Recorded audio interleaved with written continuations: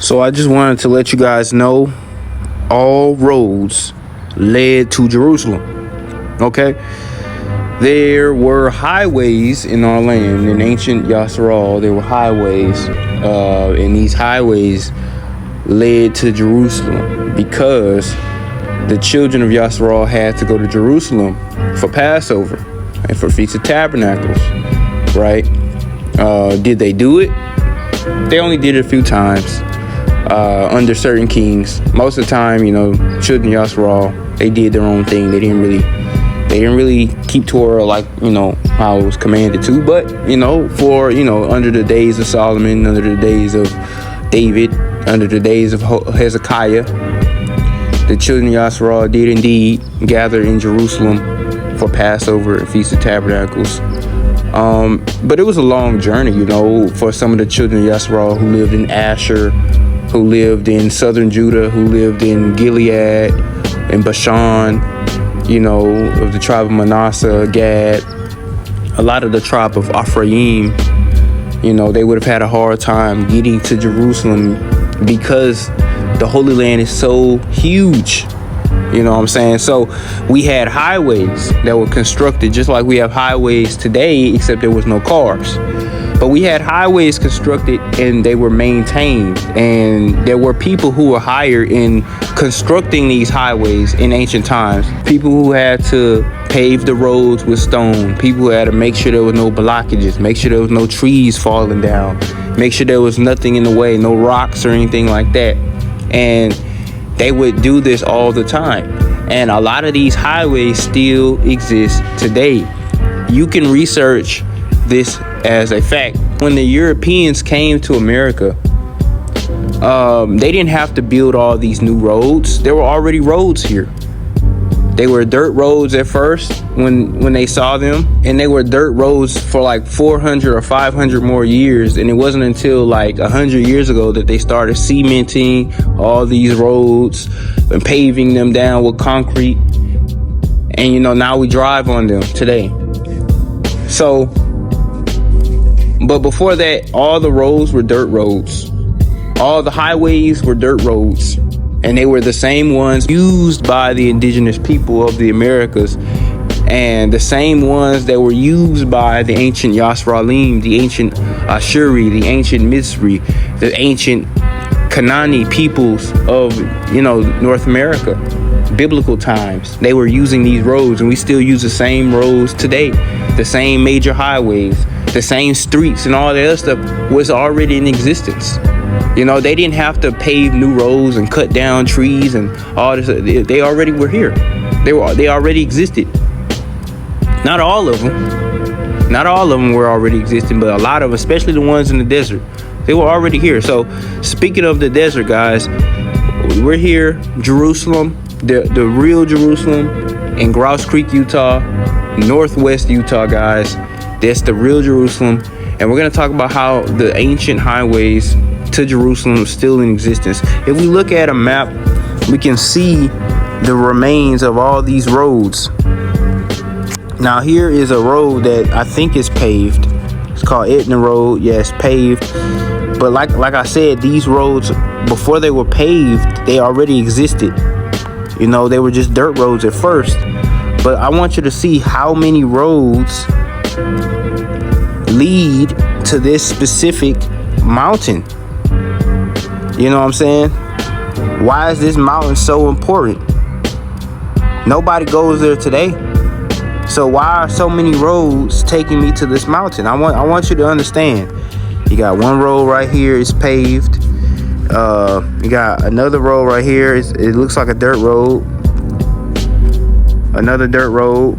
And look at the intricate webs of roads. Like this was really a bustling place at one time. And it's just leading us to this mountain in the middle of nowhere that nobody goes here. There's not really any images of this place, right? On Google, if you try to Google that mountain, nobody really goes there. But if we zoom into the land, we can see all the intricate little roads, streets that nobody drives on today. Y'all said he will make our highways empty. Guys, these would have been full of people, hundreds of people. Just like when you go out on the road today and you see all the cars and you think in your head, dang, there's this many people on earth. But guess what? That's how it was in the Holy Land. The Holy Land used to be so populated that the highways would be full at all times. People just traveling on horseback, on camelback. They would have chariots up and down. They would have lanes, just like we have lanes today. One lane for camel, one lane for horse, one lane for people who walking. So we would have all that just like we have today. Highways, they used to be a lot bigger, they're a lot overgrown, but you can clearly see the streaks and all. People were traveling on this stuff, man. People were traveling. And then there's a big one that goes directly from the south, right? And it streams all the way up to the mountain. It goes all the way up, and then it branches out, and then it takes you directly to the mountain. So I'm telling you guys, why is this mountain so important? Why are all the roads connecting? And this one right here connects to this major highway 30, right? That used to be an important trade route for the indigenous people. And before that, it used to be in scripture. And there was a lot more highways that probably don't exist anymore because, over time, the dirt would build up in certain areas. Certain floods would change the landscape and things like that. But I want you to do this your own. I can't really do this in a video right now because it would take forever. But I want anybody who dares to challenge me on this. I want you to trace these roads. And if you continue to trace these roads, a lot of these roads will literally get you all the way. They will lead you all the way to like California, bro. Like I kid you not. I did it before, but it took me like literally 45 minutes because the land is so huge. These roads will lead you through Nevada into Northern California, down even into like Yosemite National Park, into Southern California, the Mojave Desert. These roads will lead you, if you go this way, they'll lead you through the Rocky Mountains. They connect, they sprawl out all the way through the Holy Land. So if you want to take the time out of your day to trace these roads all the way back to the sea or to the Rocky Mountains, you can do that, bro. Like, I put money on it because I did it on one of the roads. I think it was this one right here, this one at the top. And it took me all the way. I ended up in, I ain't gonna lie, I didn't do it all the way because it took me like 45 minutes. But it took me like all the way like to right here, and then I just gave up. I didn't go all the way to the sea, but it took me like to, around this part of California, and I gave up. But I'm telling you, these roads, they span across the whole Holy Land, and it makes you realize, was this a hub? Was this a hub for travel in ancient times? Everybody's going to this mountain. And like I said, guys, there's streets in all directions, right? So we got streets in the north, we got streets coming out the south, east, west, right? So they're all directions connecting the Holy Land, right? Jerusalem. So if I were to pinpoint it, you can see that Jerusalem is basically dead smack in the middle of the Holy Land, right? So it would make sense as to how all these, tribes are migrating there, and they're traveling on the road, and they're getting there. And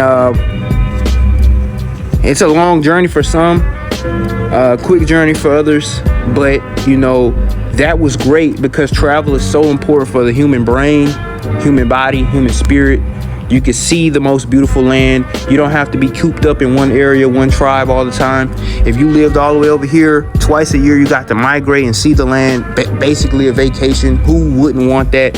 And, it was a beautiful time for our people. And, however, I also want to talk about a second thing in this video, how this mountain looks. This is where the city of David would have been. What we do know is that the city of David was built on something called Millo. Millo was a city. It was a fort. It was a fortification. Okay? And it was a fortification that David lived in, and he named it the city of David. So I want you to analyze the shape of this mountain for a second. I already showed you guys all the ruins and buildings that can be found on this mountain when you zoom in. But now we're just looking at the shape of this mountain in general. How it has all these steps and levels to it, right? Now I want you to analyze that because that's very important. So 2 Samuel chapter 5 verse 9 says, "So David dwelt in the fort and called it the city of David. And David built round about from Millo and inward." So what we can get from this scripture is, before the city of David was called the city of David, it was called Millo. Millo translates to rampart, a citadel, which is basically a fortress. Okay, it's basically a fortress. And so the city of David was built inside and outside of this fortress, right? Because it said in the second sentence, "And David built round about from Millo and inward." So David built in the Millo and outside of the Millo. The Millo was the name of the city of David before it was called the city of David. But it's also a structure called a rampart or a fort or a fortress, right?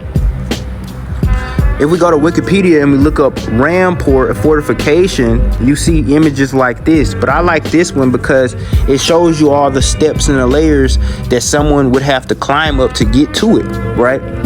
Now, in fortification architecture, a rampart is a length of embankment or wall forming part of the defensive boundary of a castle, hill fort, settlement, or other fortified site.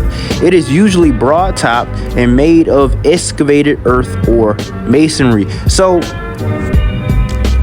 this one right here is the British Camp Hill Fort in Herefordshire.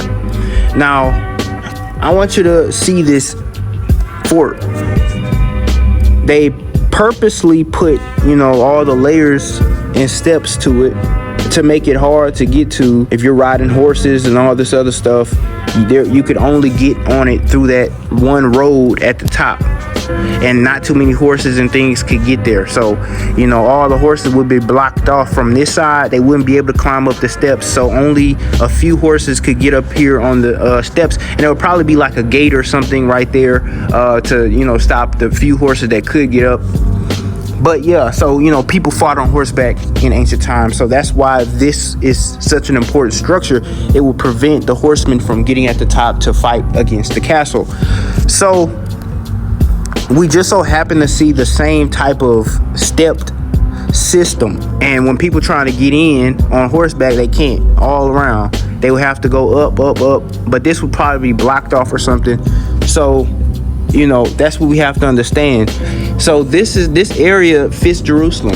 And I just want to show you guys that, and give my Patreon family something to eat on, because I've been absent. I've been absent from Patreon. I'm sorry that I'm doing this to you guys, but I'm working on a huge project, another hour and 20-minute video, very, very in-depth, going very in-depth into the truth about the East Coast and what's on the East Coast. We're talking Chaldea, Babylon, Assyria.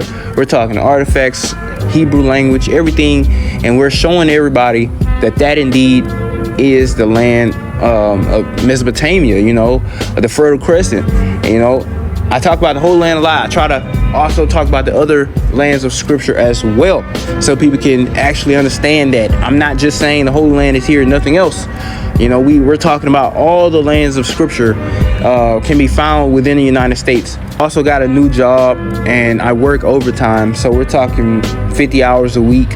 And I'm a construction worker now. We're building the biggest goddamn plant in the United States.